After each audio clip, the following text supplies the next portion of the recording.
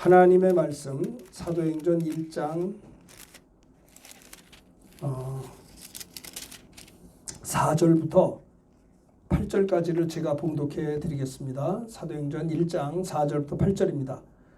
오늘 성령 강림 주일을 맞이해서 사도행전 1장 4절부터 8절의 말씀 제가 봉독해 드립니다. 사도와 함께 모이사 그들에게 분부해 이르시되 예루살렘을 떠나지 말고 내게서 들은 바 아버지께서 약속하신 것을 기다리라.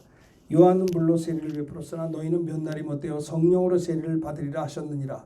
그들이 모였을 때 예수께 여쭈어 이르되 주께서 이스라엘 나라를 회복하심이 이때니까 하니 이르시되 때와 시기는 아버지께서 자기의 권한에 두셨으니 너희가 알 바 아니요 오직 성령이 너희에게 임하시면 너희가 권능을 받고 예루살렘과 온 유대와 사마리아 땅까지 이르러 내 증인이 되리라 하시니라. 아멘.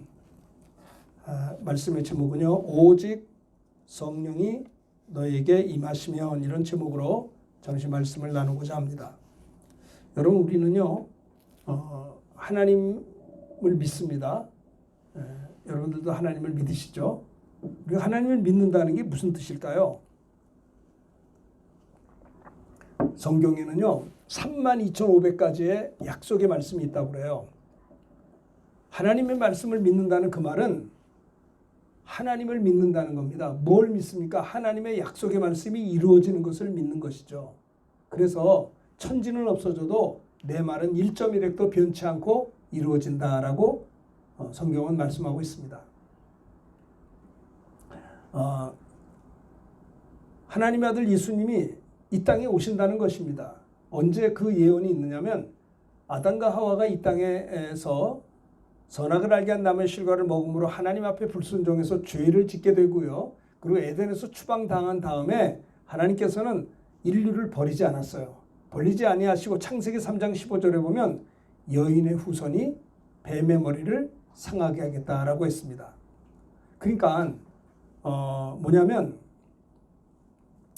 이제 하나님의 아들 예수님이 우리가 태어나기 2000년 전에 유대 땅 베들레헴 말구유에 탄생을 했는데, 사실은 예수님이 탄생했지만은 그 예언은 창세기 3장 15절에 여자의 후손이 와서 뱀의 머리를 상하게 하겠다라고 하는 거죠. 그러니까 하나님의 아들 예수님이 이 땅에 우리가 태어나기 2000년 전에 유대 땅 베들레헴 말구유간에서 탄생하셨지만 성령으로, 그러나 그것은 갑자기 이루어진 것이 아니고 수천 년 전에 아담과 하와가 마귀의 꾀임에 빠져서 불순종함으로 에덴에서 추방당한 다음에 하나님께서 그 아담의 자손들, 후손들을, 인류를 버리지 않고 구세주를 보내주시겠다라고 하는 약속의 말씀이 창세기 3장 15절에 여자의 후손을 보내주시겠다라고 했습니다. 그렇죠? 이것이 이루어진 것입니다. 그래서 구약 성경은 구약과 신약으로 되어 있죠. 구약과 신약. 그런데 성경 말씀은 약속의 말씀이에요. 구약은 뭘 말하느냐? 예수님의 초림을 이야기하고 있어요. 구약 성경은 예수님이 이 땅에 오시겠다는 것입니다. 끊임없이 예수님의 초림을 이야기하고 있어요. 창세기부터 말라기까지 하나님의 종들, 선지자들이 있습니다. 그런데 그 선지자가 예언자입니다. 뭘 예언해요? 메시아가 온다는 겁니다. 구세주가 오신다는 것입니다. 그래서 여러 선지자, 특별히 이사야 선지자는요, 예수님보다 700년 먼저 태어난 이사야 선지자인데, 이사야 선지자는 예수님의 십자가의 고난에 대해서 예언하고 있어요. 이사야 53장 4절부터 6절에 보면 이사야가 말입니다. 그는 실로 우리의 질고를 지고 우리의 슬픔을 당하였거늘 우리는 생각하기를 그는 징벌을 받아서 하나님에게 맞으며 고난을 당한다 하였노라. 한번 따라합시다. 그가 찔림은 우리의 허물 때문이요 그가 상함은 우리의 죄악 때문이라. 네. 아니, 예수님보다 먼저 한 700년 전에 태어난 이사야 선지자가 성령의 감동을 받아서 메시아가 오시면, 구세주가 오시면 십자가의 고난을 당할 것을 이사야 53장에서 하나님의 감동을 받아서 기록한 것입니다. 그가 찔림은 우리 허물 때문에 십자가에서 고난당하신다는 겁니다. 피 흘려서 찔리고 상하신다는 것입니다. 그가 징계를 받음으로 우리가 평화를 누리고 저가 채찍에 맞음으로 우리가 나음을 입었도다. 우리는 다 양 같아서 그릇 행하여 각기 제 길로 갔거늘 여호와께서는 우리 무리의 죄악을 그에게 담당시키셨도다. 우리가 하나님을 믿습니다. 하나님의 약속의 말씀을 믿는 것입니다. 시편 22편에도 보면 시편 기자가 예수님의 고난에 대해서 십자가의 고난에 대해서 예언을 했습니다. 시편 22편에 그 말씀이 있어요. 자, 예수님은 선지자들의 예언에 따라서 그렇죠? 이 땅에 오셨습니다. 미가 선지자가 예언을 했고요. 여러 선지자들이 메시아가 오실 것을 예언했습니다. 드디어 예수님이 이 땅에 오셨어요. 나사렛 동네에서 자라실 것까지 예언했어요. 그리고 이렇게 예수님이 이 땅에 오셨고요.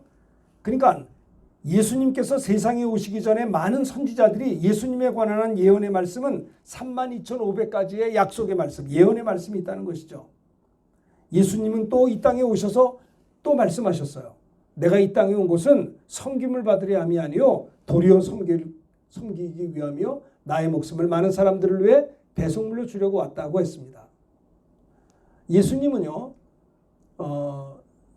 제자들은 이해하지 못했지만 예수님이 이 땅에 오신 목적은 십자가를 지려고 오신 것이죠. 예수님이 이 땅에 오신 것은 죽으시러 오신 것입니다. 피 흘리러 오신 것입니다. 왜냐하면 히브리서 9장 22절에 보면요, 피 흘림이 없은즉 사하심이 없느니라. 여러분, 우리가 이 땅에 태어날 때 아담의 자손으로 태어나요. 참 그렇잖아요. 이 땅에 태어났는데 우리가 의인으로 태어나지 않았다는 겁니다. 죄인으로 태어난다는 말이에요. 그러니까 어느 누구를 막론하고 보세요. 저를 좀 쳐다보세요. 집중하셔서 보세요. 자, 우리가 태어날 때 의인으로 태어나지 않았기 때문에 내 생각이 자꾸 나쁜 생각을 하게 돼요. 그래서 자기가 자기에 대해서 실망을 해요. 나도 중고등학교 다니면서 교회를 다녔었는데 내 생각이 옆에 사람들보다 거룩하지 않더라고요. 안 그런 척하고 있지만 내 생각엔 끊임없이 죄 짓고 싶은 생각이 가득. 여러분 어떠세요? 여러분들이 예수 믿으면서도 생각이 어떻습니까? 정말 주님만 바라보고 사십니까? 네? 자꾸 이렇게 죄 짓고 싶은 열정으로 나가잖아요. 왜냐? 우리가 의인으로 태어나지 않았다는 증거인 것이죠. 그 사람들은 너나 할 것 없이 죄를 짓고 삽니다. 아담의 자손으로 태어나서 의인으로 태어나지 않고 죄를 가지고 태어나서 죄 짓고 살다가 그 죄 때문에 고통당하다가 결국은 죄값은 사망이에요. 요한계시록 21장 8절에 보면 불과 유황으로 타는 못에 참여하리니 그랬어요. 우리 육신도 죄 때문에 흙으로 돌아가요. 죽어요. 내 영혼도 죄 때문에 영원한 지옥 형벌을 받는다고 성경은 이야기하고 있어요. 자, 그런데 우리들이 그래서 우리가 구원받기 위해서는 우리가 태어날 때 아담의 자손으로 태어났다는 말은 죄를 가지고 태어났다는 말이고 죄를 가지고 태어났다는 말은 사망을 가지고 태어났다는 말이에요. 왜냐하면 죄값은 사망이기 때문에 그래요. 안 죽는 사람이 없어요. 한 번 죽는 것은 사람에게 정하신 것이요 그 후에는 심판이 있다고 성경은 이야기하고 있어요. 우리가 태어날 때 죄를 가지고 태어났다, 사망을 가지고 태어났기 때문에 사망을 이기려면 생명이 와야 되는 거예요. 생명이 어디 있느냐? 레위기 17장 3절에 보면 피 속에 생명이 있다고 했습니다. 피 속에 생명이 있는 것이죠. 그러니까 우리가 태어났을 때 아담의 자손, 죄를 가지고 죄인으로 태어났다는 말은 사망을 가지고 태어났다는 말인데 사망을 이기려면 내게 생명이 와야 돼요. 그 생명이 어디 있느냐? 피 속에 있는 것입니다. 그래서 영이신 하나님이 육신을 입고 이 땅에 오신 것은 영은 살과 뼈가 없기 때문에 피 흘릴 수가 없어요. 그래서 영이신 하나님이 육신을 입고 오신 것은 십자가에 피 흘리러 오신 거예요. 예수님은 십자가에 피 흘려 죽으심으로 우리의 죄를 그 피로 씻어주시려고 오신 것이다라는 거예요. 베드로가 예수님에게 말합니다. 왜 이렇게 약한 말을 하십니까? 결코 이 일이 예수님에게 이루어지지 않길 원합니다. 예수님이 베드로를 향해서 인자가 온 것은 섬김을 받으려 함이 아니요 도리어 섬기려 하고 나의 목숨을 많은 사람들을 위해 대속물로 주려 왔다. 죽으러 왔다. 그러니까 보세요. 제자들은 실망을 한 거예요. 왜 예수님이 이렇게 약한 이야기를 하십니까? 예수님이 능력이 있었거든요. 물이 포도주가 되게 하는 이적이 나타나고요. 바람과 풍랑을 꾸짖어 잠잠시키시고, 그리고 또 하나는 자, 어땠습니까? 예수님께서 물고기 2마리에 보르떡 5개 가지고 5,000명을 먹이고 12광주리가 남고 말이죠.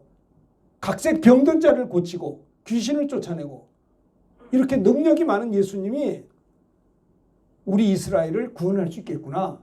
예수님을 이스라엘의 임금으로 추대하려고 했어요. 그래서 그토록 고생하는 우리들이 이제 사람답게 살아봐야겠다. 제자들은 그런 생각을 가지고 하고 3년 동안을 예수님이 열심히 쫓아다녔어요. 예수님이 이스라엘의 임금이 되면 우리들도 꿈을 펼칠 수 있겠다. 우리도 잘 살아볼 수 있겠다 생각을 했어요. 그런데 예수님이 하신 말씀은 의외예요. 내가 온 것은 섬김을 받으려 함이 아니요 도리어 섬기려고 왔고 나의 목숨을 많은 사람들을 위해 대속물로 주려고 왔다. 그러니까 베드로가 아이고 무슨 그런 말씀합니까? 그리하지 마옵소서 하니까 예수께서 베드로를 향해서 사탄아 물러가라. 너는 나를 넘어지게 하는 자로다. 내가 하나님의 일은 생각지 않고 사람의 일을 생각하는구나. 여러분, 예수님의 십자가에 풀려 죽으심을 반대하는 건 뭐예요? 사탄인 것이에요. 예수님이 이 땅에 오신 것은 피 흘려 죽으려고 오셨어요. 그 피로 우리의 죄를 씻으려고 오신 거예요. 그래서 예수님은요, 요한복음에 보면 내 피를 받아 마시라, 내 살을 받아 먹으라. 내 피가 참된 음료요, 내 살이 참된 양식이라고 했습니다. 나를 먹고 나를 마시는 자는 내가 아버지를 인하여 사는 것 같이 너희들도 나를 인하여 산다고 했어요. 자, 예수님께서 그렇게 오신 것은 십자가를 지시려고. 그리고 예수님이 예루살렘에 들어가셔서 성전을 청결케 했어요. 그리고 예수님이 이랬어요. 이 성전을 헐어버려라. 내가 사흘 후에 일으키리라. 그러니까 아니 이렇게 오래된 귀한 성전을 헐어버리다니. 그건 예수님의 부활을 이야기하고 있는 것이거든요. 예수님의 부활 사건을 얘기하는 거예요. 예수님이 죽으시는 이유는 부활하려고 죽으신 것입니다. 예수님이 십자가에 풀려 죽으셔야만이 부활해요. 예수님이 부활하실 때 창세기 3장 15절의 약속의 말씀이 이루어지는 거예요. 여자의 후손이 뱀의 머리를 부수겠다라고 하는. 그죠? 하나님의 아들 예수님이 오신 목적이 뭐냐? 요한 1서 3장 8절에 보면 하나님의 아들이 나타나심은 이는 마귀의 일을 멸하려 하심이라. 마귀의 권세는 사망 권세가 있어요. 하나님께서 아담과 하와가 범죄한 다음에 아담에게 말씀합니다. 너는 흙이니 흙으로 돌아갈지니라. 그리고 마귀에게는 너는 종신토록 흙을 먹고 살지니라. 그때부터 마귀는 사망 권세를 가지고 있었어요. 마귀는 사람들을 죽여요. 교통사고도 나게 하고 병들어 죽게 하기도 하고 끝까지 예수 믿지 못하게 해서 지옥으로 끌고 가는 게 마귀예요. 마귀는 사망 권세가 있어요.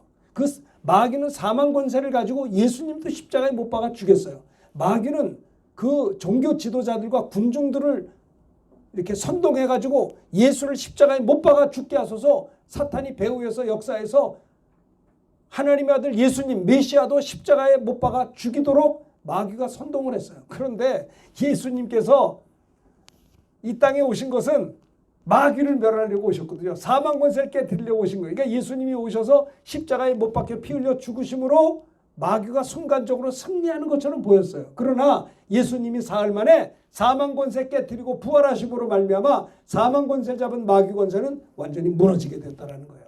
할렐루야. 아시겠어요? 예수님이 십자가에 못 박혀 피 흘려 죽으심으로 우리의 죄를 가져가시고 사흘 만에 사망 권세 깨뜨리고 부활하심으로 인해서 사망 권세를 잡은 마귀 권세가 완전히 진멸됐어요. 창세기 3장 15절에 여자의 후손이 뱀의 머리를 부수겠다라고 하는 멸하겠다는 약속의 말씀이 이루어진 거예요. 자, 주님이 말씀하신 부활, 이 부활. 그래서 예수님이 제자들을 앉혀놓고 내가 조금 있으면 죽을 것이지만 내가 부활한 다음에 너희들보다 먼저 갈릴리로 갈 것이다. 무슨 말인지 이해를 못해요. 예수님이 십자가를 향해서 못 박혀 돌아가시려고 할 때 예루살렘의 딸들이 와서 예수님에게 눈물을 흘립니다. 예수님이 그들에게 말합니다. 나를 보고 울지 말고 너와 네 자식을 보고 울어라. 자식 교육하기 힘들죠. 쉽지 않을 겁니다. 정말 많은 부모님들이 자식 때문에 고생을 해요. 하나도 변하지 않는 자녀들을 보면서 아마 벽에 부딪히는 경우도 많을 거예요. 그래서 우리는 뭐예요? 기도하는 겁니다. 내 힘으로 안 되니까 기도하는 것이죠. 어떡하겠어요? 우리가 기도해야지. 자, 어쨌든 지금 제가 무슨 말씀을 드리려고 하는 거냐면 하나님의 모든 말씀은 약속의 말씀이고요. 하나님의 모든 말씀은 하나님이 성취하시는 말씀이다라는 겁니다. 구약, 약속이 이루어졌어요. 신약은 뭐예요? 주님이 다시 오신다는 거예요. 구약은 예수님이 초림하신다. 예수님이 구세주로 오셔서 십자가를 질 것이다. 신약은 주님이 죽으시고 부활하고 승천하시고 성령을 보내주셨지만 장차 이제 다시 오셔서 우리를 하나님의 나라로 인도하실 것이다 라고 하는 약속의 말씀이죠. 하나님의 아들 예수님이 이 땅에 오셔서 십자가를 지시고 못 박혀 피 흘려 죽으셨습니다. 그리고 사흘 만에 부활했습니다. 부활하신 예수님이 사랑하는 제자들에게 찾아가 주셨습니다. 디베라 바닷가에서 옛날로 돌아갔던 고기 잡는 어부로 돌아갔던 베드로를 비롯해서 많은 제자들에게 나타나셨어요. 부활의 주님이 사랑하는 제자들을 사랑하시되 끝까지 사랑해 주시고 그들에게 찾아가 주시고 붙잡아 주셨어요. 부활하신 예수님을 만난 제자들은 흥분했어요. 야, 주님이 말씀하신 대로 부활하셨고 정말 손에 못자국을 보고 옆구리에 창자국 도마 같은 경우는 봤거든요. 너는 나를 본 거로 믿느냐? 보지 못하고 믿는 자가 복되도다. 그렇게 말씀했죠. 그 부활의 주님이 40일 동안을 제자들과 함께 계시면서 말씀하신 게 뭡니까? 너희는 마음에 근심하지 말라. 하나님을 믿으니 또 나를 믿으라. 내 아버지 집에 거할 곳이 많도다. 내가 너희를 위하여 너희의 처소를 예비하러 가노니 내가 가서 너희를 위하여 하늘에 가서 처소를 예비하면 다시 와서 나 있는 곳에 너희도 있게 하리라. 부활의 주님이 사랑하는 제자들에게 내가 너희를 위하여 처소를 예비하러 하늘로 간다는 거예요. 이들이 걱정을 하는 거예요. 근심을 하는 거예요. 주님이 말씀하는 너희가 조금 있으면 너희가 나를 보지 못할 터이로되 조금 있으면 너희가 나를 보리니 이는 내가 살았고 너희도 살겠습니다. 이해를 못해요. 주님이 승천하시겠다고 하신 말씀에 대해서 부활의 주님이 승천한다는 이야기를 제자들이 이해를 못하는 거예요. 주님이 또 말씀합니다. 사랑하는 제자들을 해서 내가 너에게 실상을 말한다. 내가 떠나가는 것이 승천하는 것이 너에게 유익이라. 내가 떠나가지 않으면 보혜사가 오지 않을 것이요 내가 가면 아버지께 성령을 받아 너에게 보내리라고 했는데도 이해를 못해요. 그들은 근심이 가득했어요. 너희는 마음에 근심하지 말라. 하나님을 믿으니 또 나를 믿으라. 내 아버지 집에 거할 곳이 많도다. 내가 너희를 위하여 처소를 예배하러 가노니 처소를 예배하면 다시 와서 나 있는 곳에 너희도 있게 하리라고 했는데도 이들은 쓸쓸해하는 거예요. 자꾸 주님이 승천한다고 떠나간다고 하니까 걱정이 태산이에요. 주님이 또 말씀하면 너희가 조금 있으면 너희가 나를 보지 못할 터이로되 조금 있으면 너희가 나를 보리니 이는 내가 살았고 너희도 살겠음이라고 했어요. 그래서 40일 동안을 부활의 주님이 제자들에게 나타나셔서 하신 말씀의 포인트가 뭐냐면 부활의 주님이 하신 말씀이 내가 하늘로 승천한다는 거예요. 이것이 너에게 유익하다는 거예요. 드디어 40일째 되던 날에 오늘 사도행전 1장 4절에 보면 승천하시기 바로 직전에 예수님이 감람산에 사도들과 함께 제자들과 함께 모여서 그들에게 분부하신 말씀입니다. 사도행전 1장 4절에 보면 주님이 하신 말씀이 사도와 같이 모이사 저들에게 분부하여 가르쳐 가라사대 너희는 예루살렘을 떠나지 말고 아버지의 약속하신 것을 기다리라. 그러면 너희가 몇 날이 못되어 성령으로 세례를 받을 것이다고 했어요. 이들은요 예수님이 승천하시기 바로 직전에 약속하신 말씀도 이해를 못해요. 끝까지 이해를 못합니다. 그래서 사도행전 1장 4절에 저들이 모였을 때 예수께 이제 주님이 그들에게 분부하죠.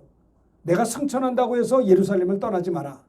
그리고 내게서 들은 바 아버지 하나님께서 약속하신 것을 기다리면 너희는 몇 날이 못되어 성령으로 세례를 받을 것이다 라고 했는데도 이것을 이해를 못하고 또 예수님에게 질문하기를 주님이 이스라엘 나라를 회복하심이 지금입니까? 이들은 이스라엘 나라에 대해서만 관심이 있었어요.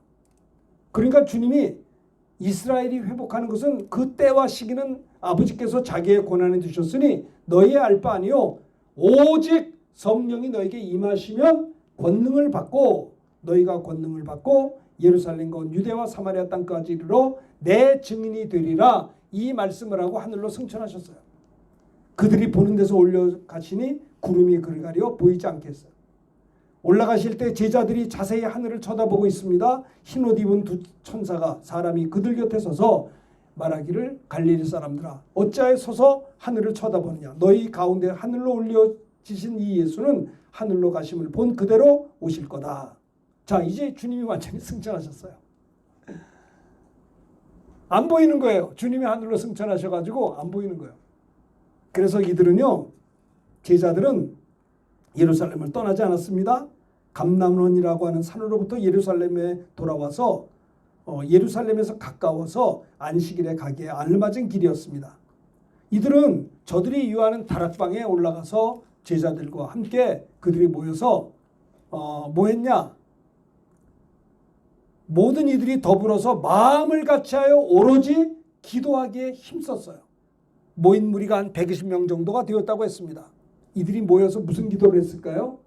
승천하신 예수님이 약속하신 게 뭐예요? 너희가 몇 날이 못 되면 성령으로 세례를 받을 거니까 성령 받기를 기다리며 기도하라고 하는 약속의 말씀을 붙잡고 그들은 어떻게 했어요? 마가의 다락방에 올라가서 기도하기를 전혀 힘썼다고 했습니다. 그렇게 기도하다가 사도행전 2장 1절 이하에 보면 오순절 날이 이미 이르렀을 때 그들이 다 같이 한 곳에 모였는데 호련히 하늘로부터 급하고 강한 바람 같은 소리가 있어 그들의 앉은 온 집에 가득하며 마치 불의 혀처럼 갈라지는 것들이 그들에게 보여 각 사람이 하나씩 임하였다고 그랬어요. 그들이 다 성령의 충만함을 받고 성령이 말하게 하심을 따라 다른 언어들로 말하기를 시작했다고 했습니다. 여러분, 예수님이 승천하시기 바로 직전에 하신 약속의 말씀이 뭐냐? 첫째는 너희가 성령 받기를 기다리면 첫째, 주님이 명령하신 게 뭐냐면 분부한 것이 성령을 받아야 된다는 거예요. 성령이 임하셔야 된다는 거예요. 성령이 임하면 어떤 일이 생기느냐? 두 번째, 권능을 받는다는 거예요. 세 번째, 땅 끝까지 예수를 구조로 증거하는 증인이 된다라고 하는 겁니다. 주님의 약속의 말씀이죠. 여러분, 우리가 이 성령 강림은 예수님의 생애가 예수님의 탄생이 선지자들의 예언으로 인하여 성취된 예수님의 탄생인 것처럼 성령 강림도 구약에 보면 요엘 선지자가 성령이 임할 것을 예언했어요. 요엘서 2장 28절부터 29절에 보면요. 내가 내 신을 만민에게 부어주리니 너희의 자녀들이 장래일을 말할 것이며 너희 늙은이들은 꿈을 꾸며 너희 젊은이들은 이상을 볼 것이다. 이렇게 내가 내 신으로 남정과 여정에 부어줄 것이다. 성령 강림에 대해서 요엘 선지자가 이미 예언을 했어요. 그것도 예수님이 친히 너희가 예루살렘을 떠나지 말고 기다리면 성령이 너에게 임할 것이다라고 친히 승천하시기 직전에 주님이 또 약속하셨죠. 주님의 약속이 사도행전 2장에서는 마가의 다락방에서 이루어졌고요. 성령 받은 자들이 120문도였고 이 성령 세례를 받기 위해서 그들을 기다리며 기도했다는 겁니다. 따라합시다. 주 예수를 믿어 하나님의 자녀가 된 우리들에게 약속하신 성령으로 충만함을 주옵소서. 예. 사도행전 8장에도 보면요. 빌립 집사가 복음 전하다가 이제 흩어져서 사마리아에 가서 복음을 전했어요. 빌립 집사의 복음 전함으로 인하여 사마리아 사람들도 예수를 믿게 되었어요. 이 소식이 예루살렘에 있는 사도들에게 보고가 되었을 때 사마리아 예수 믿는 자들을 위하여 예루살렘에 있는 사도들이 베드로와 요한을 파송했어요. 사마리아로. 전도는 빌립 집사가 전도를 했고 그래서 그 소식을 듣고 예루살렘에 있는 사도들이 베드로 사도와 요한 사도를 파송했는데 저들이 주 예수의 이름으로 세례만 받았기 때문에 저들이 성령 받기 위하여 베드로와 요한을 파송해서 빌립 집사가 전도하여서 예수 믿는 저들에게 안수하게 될 때 어떻게 됐어요? 그들도 성령을 받았다고 했어요. 사도행전 9장에도 보면요. 사울이 다메섹에서 예수를 믿게 되었어요. 사도 바울은 예수님의 십자가의 죽으심을 보고 박수를 쳤어요. 그래, 신성모독으로 죽은 자야. 당연하지. 했는데 그리고 예수 믿는 사람을 핍박했어요. 사도 바울이 과거 사울이었을 때. 그런데 다메섹에 가서 예수 믿는 사람들을 더 많이 잡을 수 있는 권한을 얻기 위해서 지도자들에게 찾아갔는데 다메섹에서 사울이 예수님을 만나게 된 겁니다. 다메섹 도상에서 예수님이 사울에게 나타나서 사울아 사울아 주여 니시니까 나는 내가 핍박하는 예수라. 그러면서 정말 거기서 예수님이 예수라고 하는 사람이 신성모독으로 십자가에 못 박아 죽음으로 끝난 줄 알았는데 부활하신 주님이 베드로에게 사울에게 나타났을 때 사울이 충격을 받고 그가 깨달은 것이 저분이 누굽니까? 구약에 예언된 메시아 그리스도구나라는 걸 깨닫고 그가 다메섹에서 회개하고 예수를 믿어 구원을 받게 된 거예요.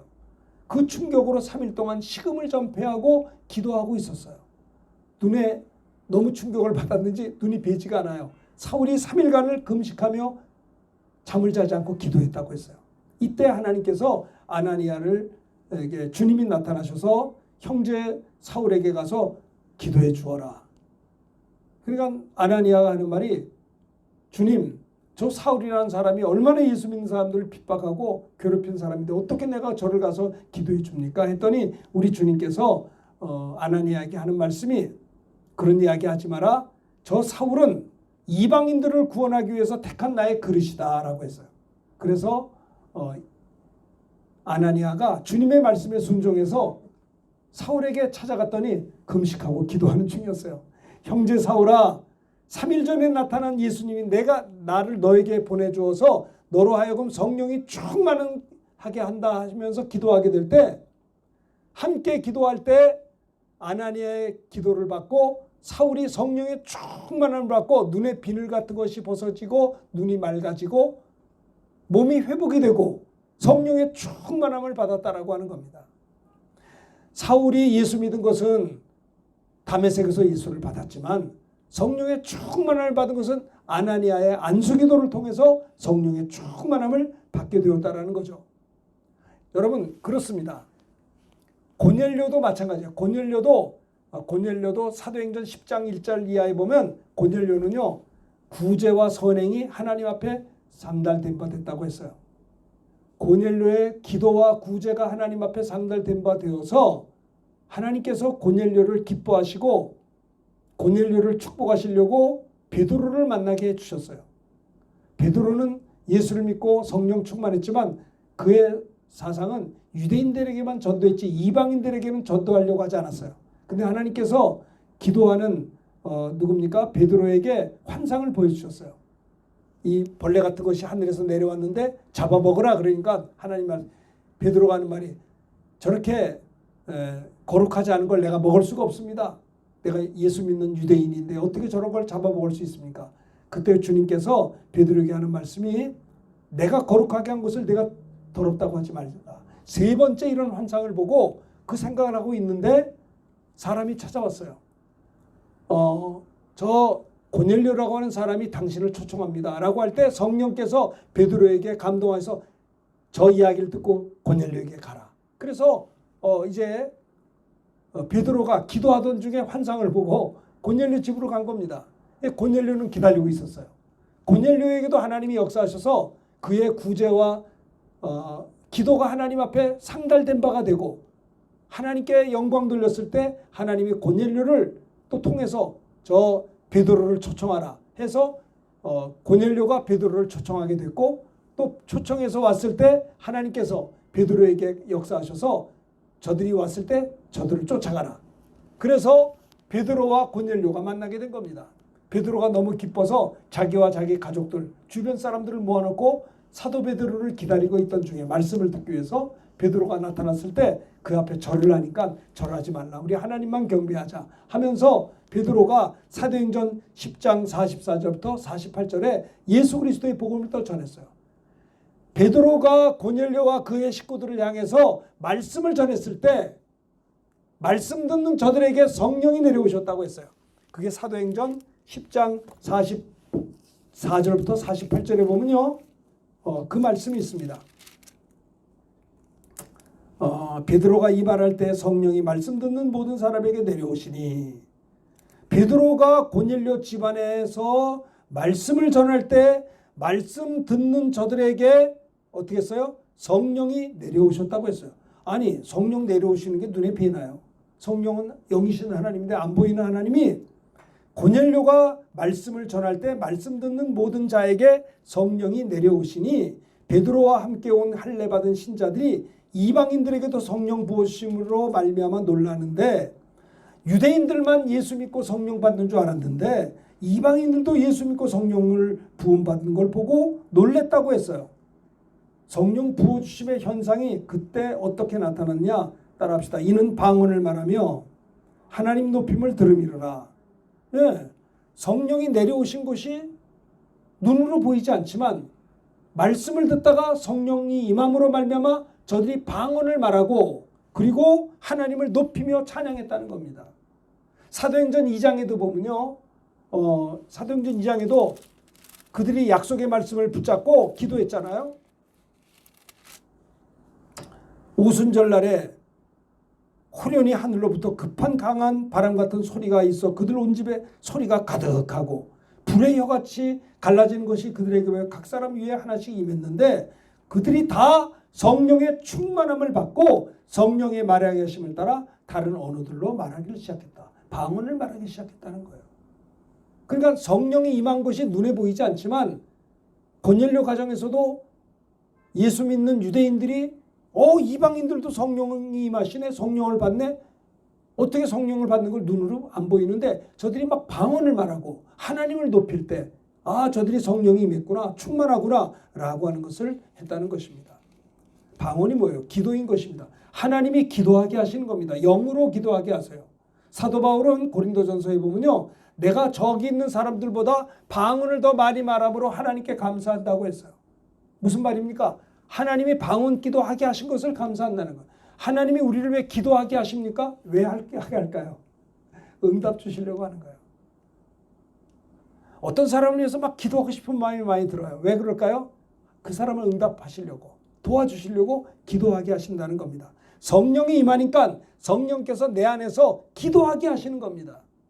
근데 마음으로만 기도했는데 보혜사 성령이 임하니까 영으로도 기도하는 것을 보고 저 이방인들에게도 성령 부어주심을 보고 깜짝 놀랐어요. 유대인들이. 왜 자기들만 하는 줄 알았는데, 그래서 그들에게 예수의 이름으로 세례까지 베풀게 된 것이다라는 겁니다. 물론 그렇다고 해서 방언을 못한다고 해서 성령을 못 받았다, 그러면 안 되죠.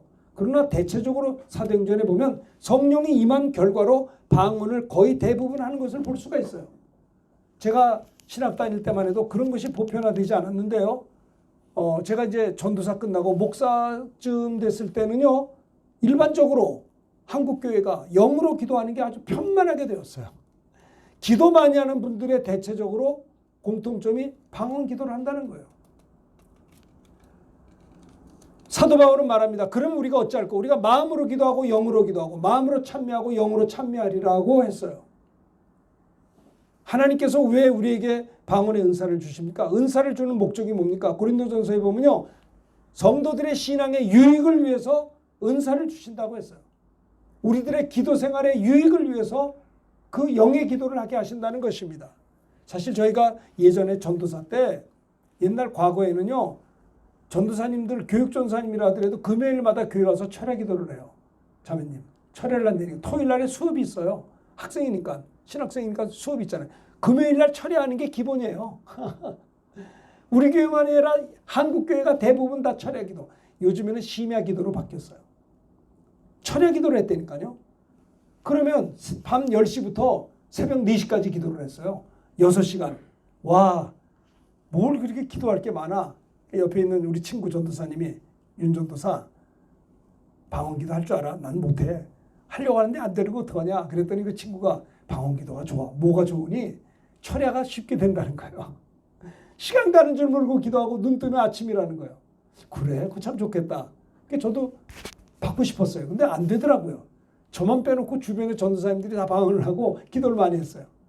기도원 가서 또 이렇게 방언 은사를 받기 원했는데 2주 동안 가서 매달렸는데 저는 못 받았어요. 성경에 보니까 다 방언하는 자겠느냐, 다 통역하는 자겠느냐, 다 병 고치는 자겠느냐, 다 능력 행하는 자겠느냐, 예? 은사는 각각 다르다는 거예요. 그 말씀에 위로받고 나는 이제 뭐 이거 안 되는 거 보니까 는 다른 은사를 주시려고 하는구나. 한옷 중에 제가 1980년도 대방동 살 때 우리 클래스메이트 친구 전도사님이 내가 이렇게 사모하는 마음을 못하는 걸 보고 저를 와서 붙잡고 기도해 주었어요. 아침에 기도했어요. 우리 집에 와서. 제가 그때 자매님 성령의 충만을 받았어요. 그리고 통성기도가 터졌어요. 그리고 제가 그토록 사모했던 방언을 그 자리에서 했어요. 그리고 7년 동안 아팠던 진짜 힘들었던 위장병이 그 자리에서 났어요. 병고침 받았어요. 방언이 터졌어요. 성령을 충만히 받았어요. 그때가 전도사 때요. 그때 내가 깨달았어요. 하나님 살아계시네. 기도는 응답이 있네. 세상에 유혹이 오고 역경이 와도 내가 예수의 이름으로 기도하면 응답이 있다라는 믿음이 생기니까 용기 백배하게 되더라고요. 그리고 하나님의 영광을 위해서 내가 살아야겠다는 생각이 들더라고요. 또 하나 내 예수 믿고 성령 받고 내 나머지 여생 하나님 나라의 영광의 멸류관을 얻기 위해서 선한 싸움을 싸워야겠다는 생각이 들더라고요. 썩어질 세상만을 위해서 사는 것이 아니고요. 우리의 육신의 나머지 여생 얼마나인지 알지 못하나 내가 예수의 이름으로 하나님이 기뻐하는 일을 하겠다라고 결심하게 되더라고요. 그리고 예수 믿고 성령 받은 다음에 방언도 받고 병 고침 받고 그런 기도 응답의 확신을 받은 다음에 깨달은 게 뭔지 아세요? 이제는 정말 하나님 앞에 쓰임받는 삶을 또 하나 그때 깨달은 게 뭐냐면 회개했어요. 뭘 회개했냐면 내가 예수를 믿고 부름받아 신학생이 되었어도 늘 내 마음에 쉽게 하나님 앞에 헌신하려고 하는 마음이 제게 없었어요. 걱정이 많았어요. 두려웠어요. 은혜를 많이 받으면 주의 종들도 고난의 길로 간다는 걸 내가 많이 봤거든요. 그러니까 은혜 많이 받는 게 부담스러웠어요. 신학교 다니면서도. 그래서 가능한 한 편안하게 신학교 생활하고 앞으로 목회도 그렇게 편안하게 하고 싶은 마음이 많았어요. 사람이 그렇잖아요. 누구나. 내가 하나님 앞에 헌신하지 못하는 내 모습을 발견했어요. 내가 예수를 믿어도 너무나 내 자신이 인색하다는 걸 발견했어요. 그게 너무나 죄송했어요. 그리고 하나님께 회개했어요. 내가 은혜 받고 성령을 체험하고 난 다음에 뭔가 드리고 싶었는데 드릴 게 없었어요. 드릴 게 없어서 그때 기도했어요. 하나님, 제가 앞으로 신학교 7년 공부하고 목사 안수를 받게 되면 군목을 갔다 와서 이제 목회를 시작할 때 남들이 잘 가지 않는 개척교회를 제가 하겠습니다라고 소원을 했어요. 왜냐하면 제가 그것을 드릴 수가 있었다고 생각해요. 다른 일반 교회야 다들 가면 되는데 그때는 개척하는 게 나는 두려웠었거든요. 늘 예수를 믿어도 헌신하는 마음이 이렇게 부족했어요. 늘 인색했던 내 모습이 부끄러웠어요. 그래서 제가 군목 제대하고 1987년도 벌써 오래됐어요. 만 37년도에 목동 8단지에서 상가를 얻어서 교회를 시작했어요. 그게 벌써 지금 만 34주년이에요. 그 교회가. 지금 오목교회에 있어요. 생각해 보세요. 여러분 은혜 받고 나니까 내가 예수를 믿어도 하나님 앞에 헌신하지 않고 인색하고 부담스러워했던 게 너무 죄송하더라고요. 여러분 성령 받기 전에 제자들은요. 네가 높으냐 내가 높으냐 싸웠어요. 3년 동안 하나님의 말씀을 열심히 공부했지만 제자들은 예수님과 더불어 살았지만은 그들은 하나님의 나라보다는 이스라엘 나라를 회복하는 데 관심이 많았어요. 잘 들으세요. 여러분들이 성령 충만하면 하나님의 나라를 위한 프로젝트, 계획이 있어요. 성령이 임하면 꿈이 생기는 거예요. 하나님 나라에 대한 꿈. 여러분 생각해 보세요. 내가 이제 물질이 생겼다고 합시다. 이 물질 가지고 뭐 할 거예요? 그게 그 사람이에요. 내가 물질이 많이 생겼어요? 내가 그 물질을 가지고 어떤 여인에게 줘요. 그 뭐예요? 그 여인을 사랑한다는 거예요.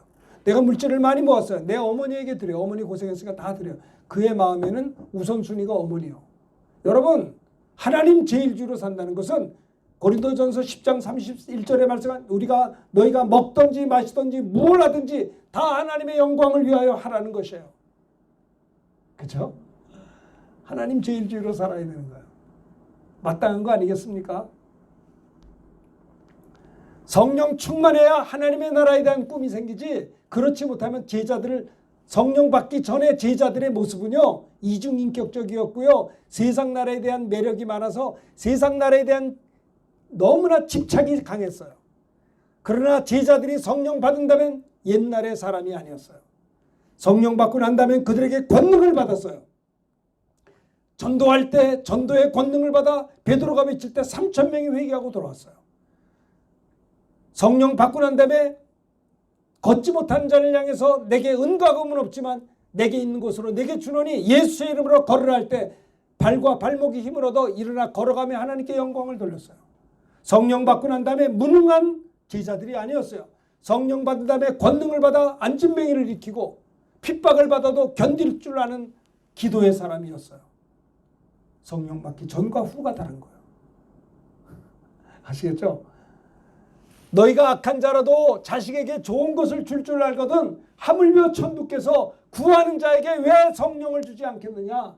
오늘날 우리가 예수 믿어도 왜 은혜 못 받냐. 은혜를 사모하질 않아요. 내가 난 지금은 부족하지만 나도 은혜 받게 되기 원합니다. 아시겠습니까? 나도 권능을 받게 되기 원합니다. 생각을 해보십시오.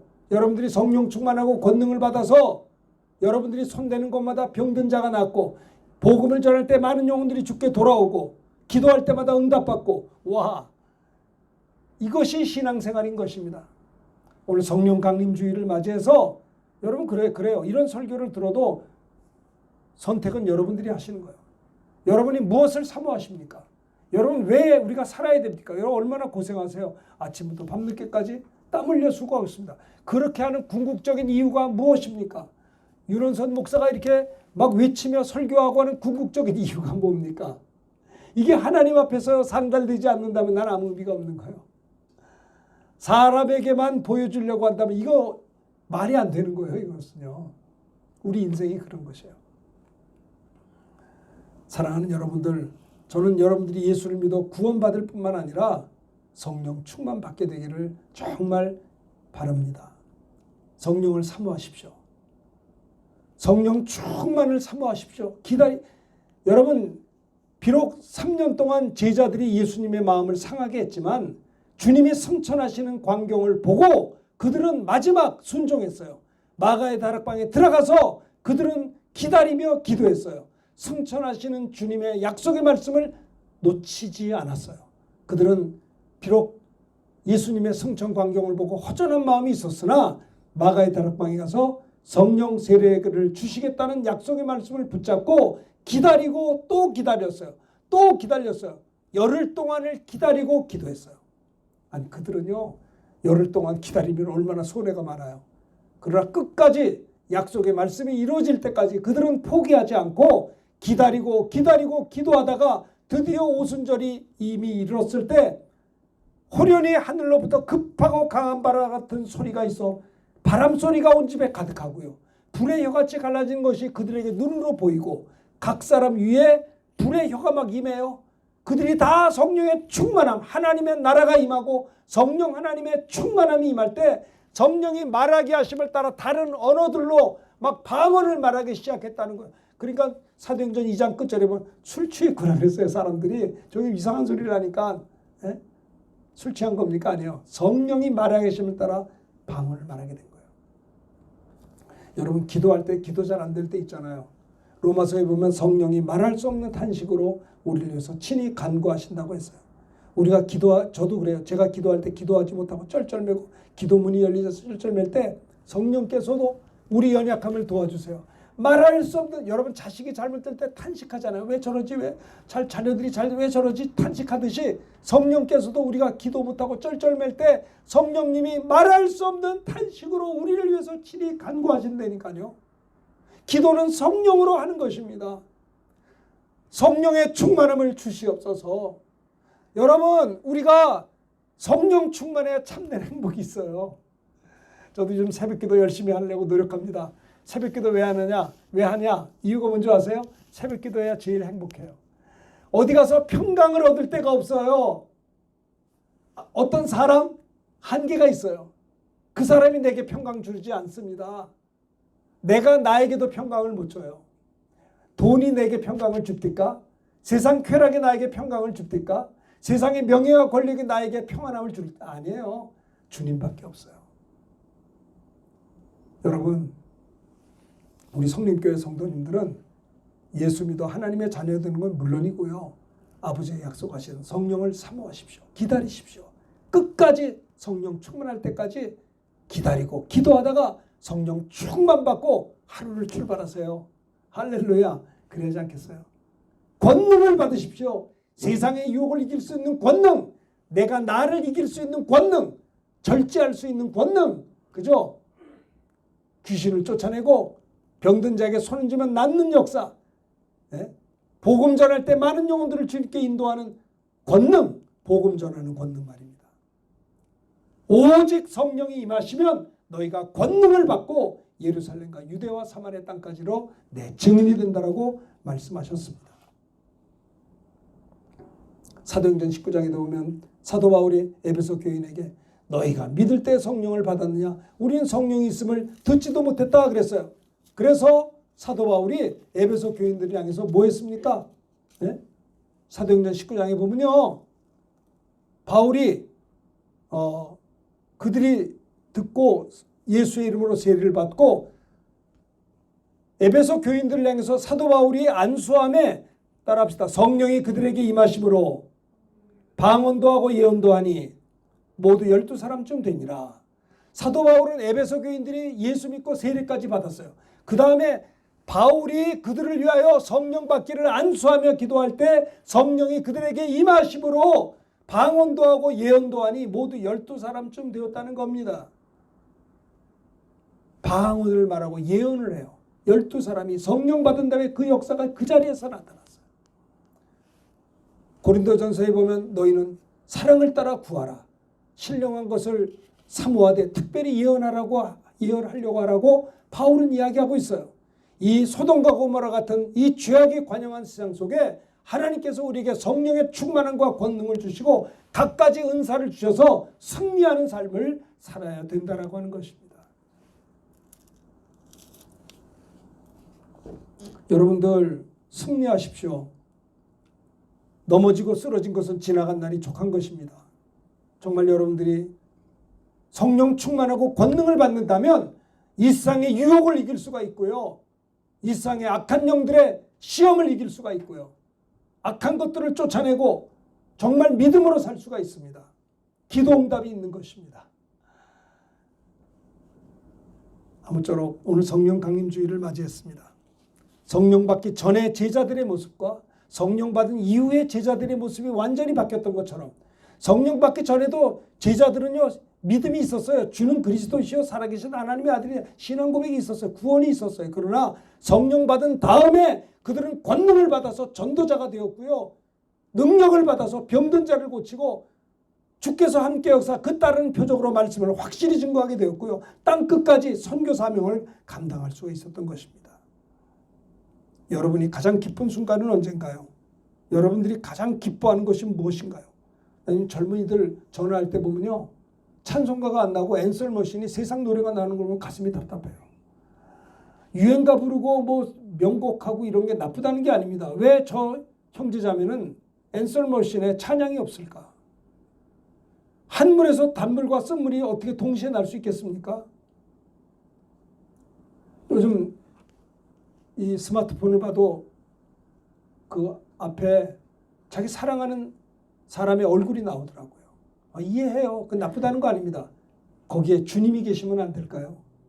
주님이 그 자리에 계시지 못할 이유가 있을까요? 찬양을 하더라도 사모하세요. 하나님을 노래하고 찬양하고 말입니다. 이것이 성령 충만인 것입니다. 우리 그리스도인들 이 코로나 시대에 얼마나 어렵습니까? 그러나 걱정하지 마십시오.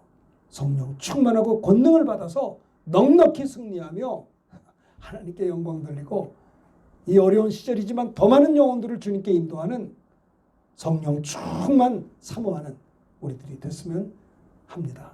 승리하는 성도님들이 다 되시기를 예수님의 이름으로 축원합니다. 성령께서 오직 임하시면 권능을 받고, 그렇죠? 예수의 증인이 될 것입니다. 오늘 이 말씀을 기억하면서 성령 충만을 사모하면서 190장 우리 찬송 부르겠습니다. 성령이여 강림하사 찬양하면서 기도하는 마음으로 찬양합니다.